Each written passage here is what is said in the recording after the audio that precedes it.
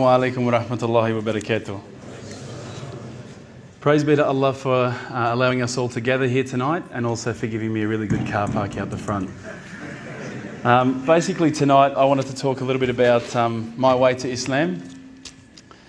My dog died, which I was particularly upset about. I love that dog. And sadly I had a friend pass away. He had cancer, and I watched him slowly die over the period of about 8 months. I think at that stage I started to think to myself, is this really all there is? Is this all there is to life? We're born, we eat, watch TV, die, that's it? I was pretty unsatisfied with that explanation, so I guess I started a holy quest, and I started thinking, I'm going to find out for myself what the real truth is, the truth for myself anyway. So I went and spoke to my friend, this religious Christian friend of mine, and I said, look, I've investigated all the religions and I can't find what I'm looking for. And he said to me, well, what have you investigated? And I said, oh, well, look, I've investigated Christianity, I've investigated this ism, this, that, all the isms. And he said to me, you've actually missed out one. I said, no, I don't think so. I think I pretty much covered everything. He goes, well, what about Islam? And I went, Islam? Okay. Mate, they're terrorists. I'm not going to investigate Islam. They're crazy, no way, you know. But lo and behold, alhamdulillah, I found myself walking into Preston Mosque one day. I was very nervous parking my car in the car park. I thought it might explode. I walked in through the doors. I looked around. There was hardly anyone around. I thought, good. I walked straight across the prayer rug with my shoes on. I walked straight past the brother praying. As he went into sujood, I almost stepped on his head. I had no idea, right? I walk across and I stopped. Abu Hamza came out of a door. That's the brother who just introduced us before, Samir. And I thought, this is it. I'm about to die. I was not used to this level of hospitality, I should say. I'm not sure, I don't want to offend anyone again, but as an Australian, if you offer someone a cup of tea and they say no, you go, okay. These guys wouldn't take no for an answer. Would you like a cup of tea, bro? No, thanks, bro. Are you sure? No, I'm right. Are you sure, bro? I'll go get one. No, I'm right, bro. No, I'm getting one anyway. Sure, look, I'll just get you one, right? No worries, I'll get you one. All right, man, I'll take the tea, you know? Subhanallah. But anyway, as I say, we get back to the questions I was asking the brothers. Now, what I'd found with a lot of the other churches and people that I'd spoken to, religious leaders, was that when I asked a question, they would quite often just say, your answer is this. I'd say, oh, okay, that's pretty good. When I was sitting down with the brothers from the mosque, when I would say, listen, I don't understand this, what about this? They would never just answer from their opinion. They would always pick up the Quran, they would open it up, and it would be like, they're like human indexes. They would just, bang, page 142, read this. And I would read it and I would go, wow, that's beautiful. And I would say, look, you know, where's all this part about killing people and blowing up cars? And I don't see that. Is it somewhere towards the back that I haven't read it yet? You know, I can't find it. You know, I haven't quite gotten up to that bit yet. And they said, no, we'll talk to you about what we know and then we'll tell you what the media says. Now, but they really cared, and I could see it in their eyes that it wasn't something like, you know, if you go to a church, you need to donate, or, you know, we're looking for money from you. These guys really cared, and it intrigued me. I thought, how can they care so much about something? It blew me away.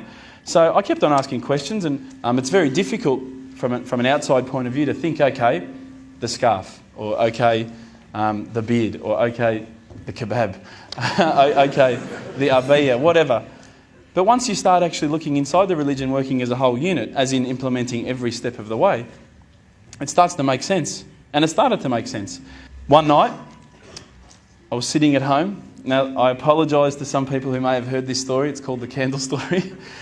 I was sitting at home and I thought to myself, I want to be, you know, one with myself again. I want to get closer to Allah. So I lit a candle. I opened the window. I had the blinds drawn. It was a nice night, a bit warm, you know. I thought this is about as spiritual as it gets, you know, a candle. The Quran. I'm sitting there reading, and I stopped and I thought to myself, look, this is the time. Tonight, Allah and me, we're going to have a bit of a conversation. We're going to, we're going to bond. All I need from you, Allah, is just a sign.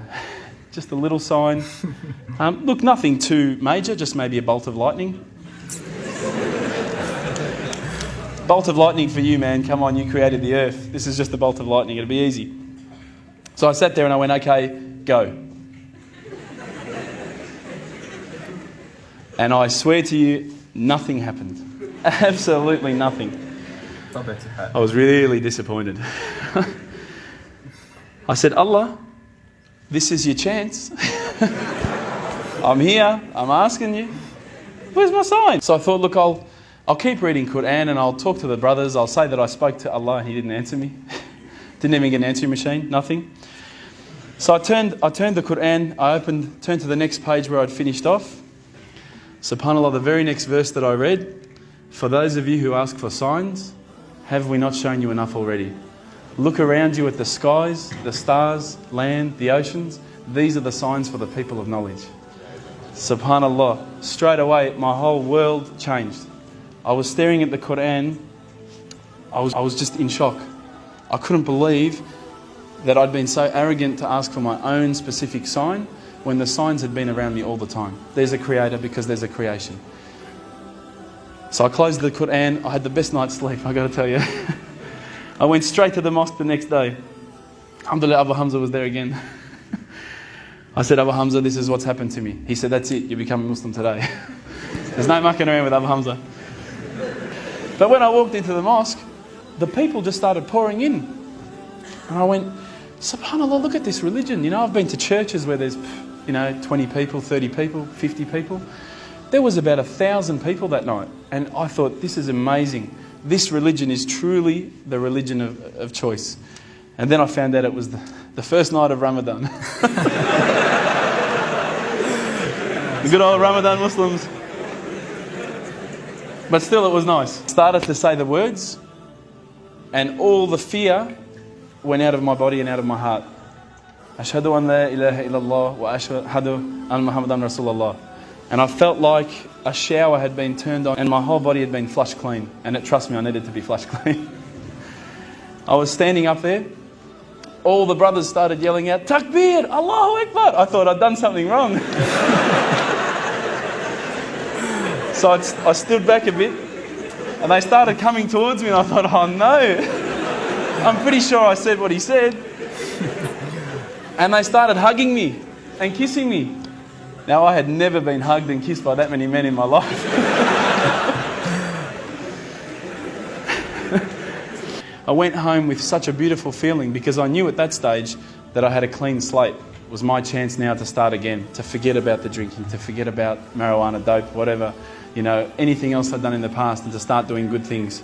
If you haven't felt the feeling that I'm talking about, I sincerely hope it happens to you at one stage in your life. I encourage you to investigate all the religions, and particularly Islam.